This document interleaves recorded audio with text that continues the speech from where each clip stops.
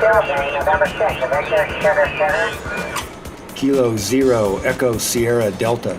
This is an event once a year. People practice their high-frequency radio communications where people are around the room here are talking to Nebraska, Florida, California. Where is that guy? Santa Clara Valley, California.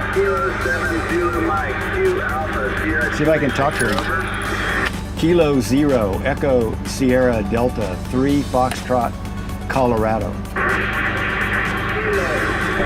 Colorado, very good. QSL, good luck. Thank you very much. Have fun. November 6th, Mike India, field day. In this case, it's kind of a competition where people try to contact as many people at one time. The contest is sponsored by the Amateur Radio Relay League. It's an organization of ham radio operators. And every year it's designed to get people operating in emergency situations away from their homes, away from their club locations.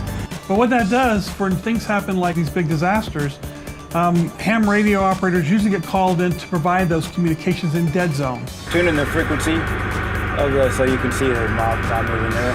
I can run from 7.125 to 7.30. A lot of the areas in the county, the deputies complain about no communications. No cell, no radio will get there. It's called a Special Communications Vehicle. It's used to support El Paso County's emergency operations. We have a repeater that can be used for people in the field that will allow them to communicate within a 3 or 4 mile radius. If you have a radio with a repeater and you're transmitting, we receive that and retransmit it on a different frequency. And then so that everybody who has one of those radios can hear it. The 117 fire started in Hanover. So who answers? The Hanover Fire Department. And they go, we can't get a handle on this. So then what do? They call the county. Then the county stands up this room and starts figuring out where all the resources are going to come to be able to fight the fire. The 117 fire, we were handing out radios to the firemen, tracking those radios. The idea is that you need your fire crews to be able to know where they're needed next. We're always looking for volunteers. In our particular case, we are licensed ham radio operators.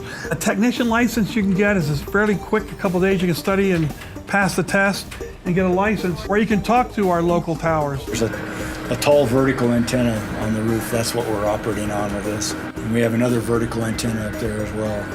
And then there's a lot of public safety radio antennas. It's kind of a antenna farm up there. Some of the ham radio equipment we have, the repeater is actually on the top of Pikes Peak or Cheyenne Mountain, and we can cover the entire county with that. And once you have that license, we can use you for events, fires, weather spotters. Almost anyone that has a ham license can immediately call in a weather situation.